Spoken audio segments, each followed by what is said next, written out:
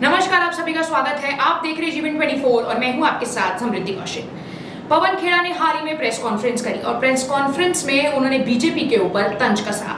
तंज कसते हुए उन्होंने भाजपा से सवाल किया कि क्या भाजपा ने भारतीय चुनावों में इंटरनेशनल हैकर्स का इस्तेमाल किया था, और क्या कुछ कहा पवन खेड़ा ने प्रेस कॉन्फ्रेंस में। आइए देखिए हमारी खास रिपोर्ट। में था या और बड़े उनके अपने मंत्रियों का, अश्विनी वैष्णव का भी शायद उसमें नाम आता है।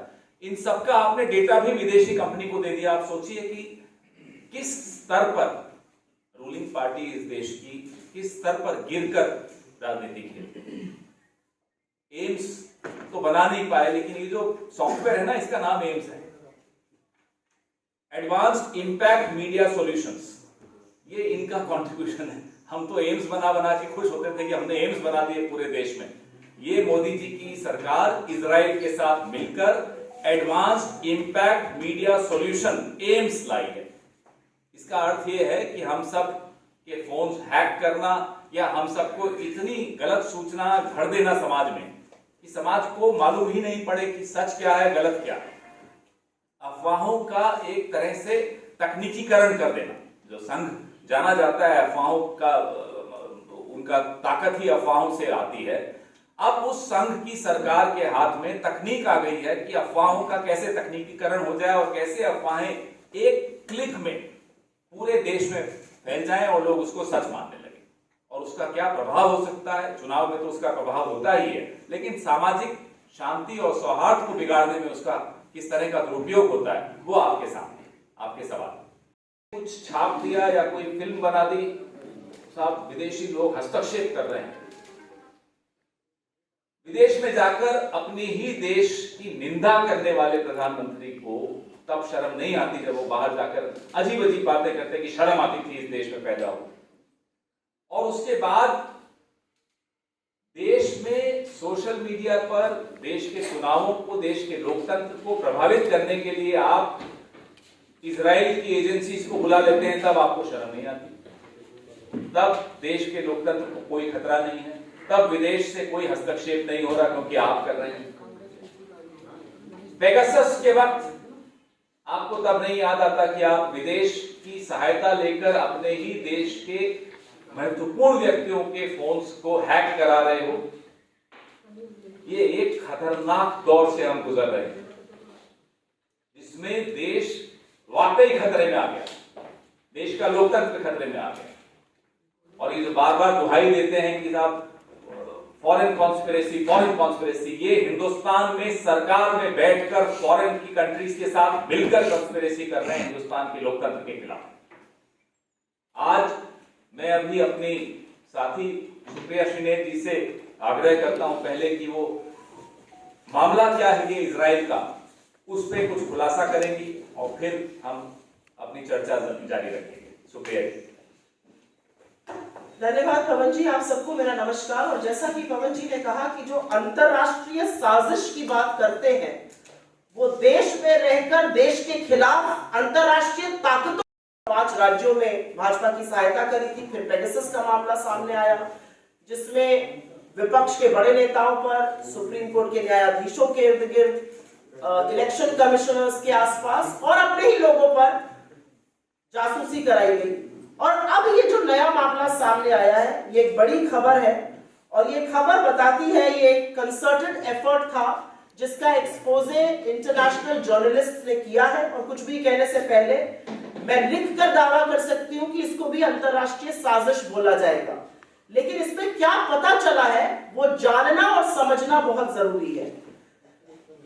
ताल अनान 50 वर्षीय एक इजरायली स्पेशल फोर्स के ऑपरेटिव है। उनका ये दावा है और ये सारी जो रिपोर्ट आई है वो अंडर कवर 8 महीने की कड़ी मेहनत, अंडर कवर रहने के बाद फिजिकल मीटिंग्स, ऑनलाइन मीटिंग्स, क्या दावे किए गए, उसकी क्या पुष्टि हुई, अकाउंट्स कैसे ट्रैक हुए, उसके बेसिस पर आई है। तो नटशेल में अगर संक्षिप्त में मैं आपको बताऊं तो इजराइल के कॉन्ट्रैक्टर्स की एक टीम है जो ये दावा करते हैं और इस रिपोर्ट का ये दावा है और उन्होंने पुष्टि भी करी है कि उस दावे में सच्चाई है कि करीब 3 इलेक्शंस, विश्व भर के 30 बड़े चुनावों में इन लोगों ने हस्तक्षेप किया है। वो हस्तक्षेप हैकिंग के माध्यम से है और उससे ज्यादा वो हस्तक्षेप झूठ के माध्यम से है। झूठी खबरें फैलाना, प्रतिद्वंदियों का कैरेक्टर असैसिनेट करना, एक डिसइंफॉर्मेशन कैंपेन करना, फेक न्यूज फैलाना, अलग अलग तरह के बॉट्स बनाना, ये सारे काम ये इजरायली फॉर्म कर रहा है। इसके फुटप्रिंट इंडिया में भी मिले, इंडिया में भी इसका इस्तेमाल किया गया और आपको सबको पता है कि बिना सरकार की सहमति हुए इसका इस्तेमाल नहीं हो सकता है। अब मैं आपको बताती हूं कि ये क्या क्या करते हैं। आप सबको पता है कि फेसबुक का जो संदिग्ध भूमिका लोकतंत्र को ध्वस्त करने में पहले से रही है, उस पर सवालिया निशान लगातार उठते रहे। लेकिन ये जो फर्म है, जिस फर्म की हम बात कर रहे हैं, इसको टीम ओरे, शायद इसे प्रोनाउंस किया जाता है JORGE, I think in the dialect there it's called ओरे। टीम ओरे का ये दावा है कि सिर्फ फेसबुक ही नहीं, वो Gmail, Telegram, LinkedIn, Instagram, YouTube, Twitter, सब पर उनके अवतार हैं। वो हर जगह फेक न्यूज फैला सकते हैं, वो हर जगह डिसइंफॉर्मेशन कैंपेन फैला सकते हैं, उनके बॉट्स होते हैं, उनका एक ऑलमोस्ट प्राइवेट मिलिशिया है सोशल मीडिया पर, और वो हर तरह की खिलाफ जहां की सरकारें उनको एंगेज करती हैं, और हिंदुस्तान में भी ऐसा करके फैलाया गया है। ये फेक पेटिशंस फैलाते हैं। लेकिन दिक्कत की बात यह है, और हम दिक्कत के सवाल से शुरू करते हैं।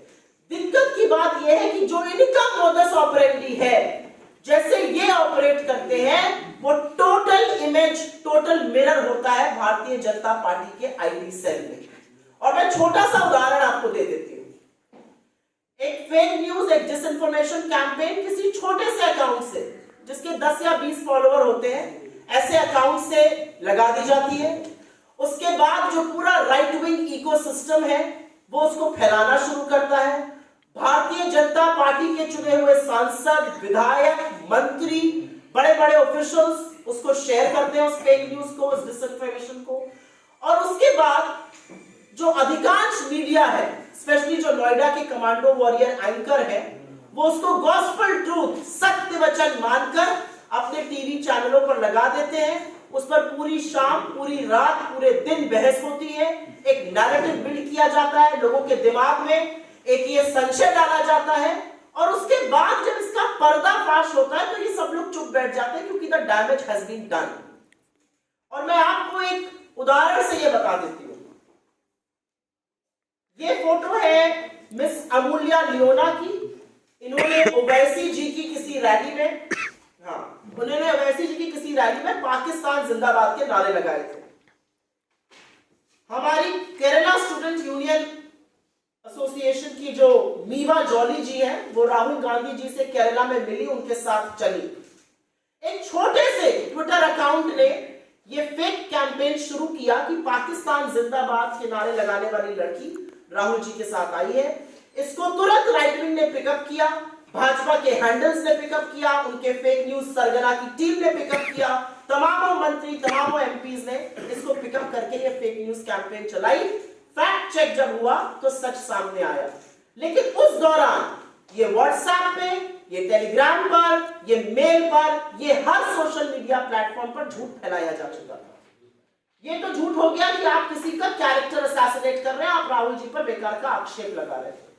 अब ये और भी सिनिस्टर प्लॉट है, ये और भी डेंजरस है। ये कैसे होता है? और इसी में इजराइल के इस फर्म का रोल भी सामने आता है कि कैसे ये डिसइंफॉर्मेशन एक बड़े सुनियोजित तरीके से फैलाई जाती है।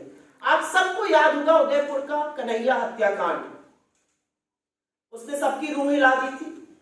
जो हुआ वो सर्वथा गलत था। एक्शन लिया और तुरंत बहुत बड़ा एक और भी बड़ी घटना होने से बचाया। लेकिन आपको अगर याद हो तो राहुल गांधी जी का वायनाड में दिया वो स्टेटमेंट, किसी लेफ्ट एक्टिविस्ट ने उनका दफ्तर आके तोड़ फोड़ किया था। उन्होंने कहा बच्चे हैं, बच्चों को माफ कर देना चाहिए। वहां से वो स्टेटमेंट काटा गया, उसको उदयपुर से एसोसिएट किया गया और उस मामले को तूल पकड़ाया गया।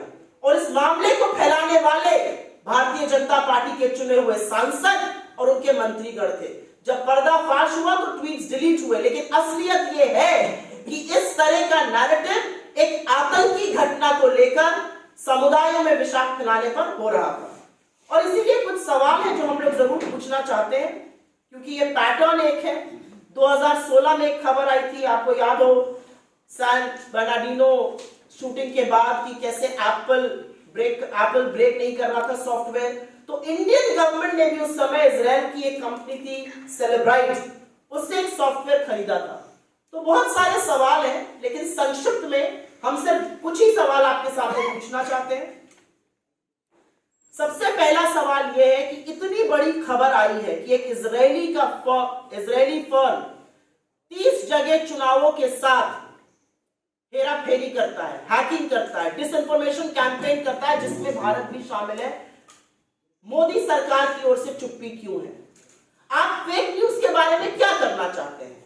आपको फैक्ट चेकर्स से इतनी दिक्कत क्यों है? फैक्ट चेकर्स को आप जेल में डालते हैं और आपका पीआईबी फैक्ट चेकिंग जो है वो अगर सवाल पूछिए तो उसको झूठा साबित कर देता है। दूसरा, पेगासस पर अभी तक सरकार की ओर से कुछ नहीं बोला गया। यह अलग बात है कि सुप्रीम कोर्ट के सामने जो कमेटी थी उसने कहा कि सरकार ने इसमें सपोर्ट नहीं किया था। लेकिन इन सबका जो लब्बो लबाब है वो ये है कि फेक न्यूज जिस तरह की देश में फैलाई जा रही है, जिस तरह से एक पर्टिकुलर वर्ग के खिलाफ, हमारे नेताओं के खिलाफ, हमारी पार्टी के खिलाफ फैलाई जा रही है, उसमें कितना हाथ बीजेपी की आईटी सेल का है और कितना योगदान आपके ऐसे तथाकथित पार्टनर्स का है जिनको आप लेकर इस देश में आए हैं, चाहे वो इजराइल से हो या कहीं और से हो। अभी क्योंकि रिपोर्ट्स इजराइल से आ रही है इस फर्म की टीम और की, तो हम जरूर ये सवाल पूछेंगे कि इसके बारे में आप क्या करने की कोशिश कर रहे हैं, कि क्या कोई कमेटी, क्या कोई सुप्रीम कोर्ट मॉनिटर प्रोब, क्या आपका आईटी डिपार्टमेंट इस पर कुछ भी विचार कर रहा है? क्योंकि अगर नहीं कर रहा है तो असलियत यह है कि लोकतंत्र को खतरे में डालने वाले, इस देश के साथ लोकतंत्र में खिलवाड़ करने वाले, लोगों के इलेक्टोरल चॉइसेस पर प्रहार करने वाले नरेंद्र मोदी जी की सरकार है। और यह सरकार इतने सुनियोजित तरीके से यह कर रही है और इसमें मदद ऐसी कंपनीज की ले रही है जो फॉरेन कंपनीज है, जिनको हमारे चुनाव में, हमारी डेमोक्रेसी में, हमारे लोकतंत्र में इंटरफेयर करने का कोई भी मतलब नहीं है।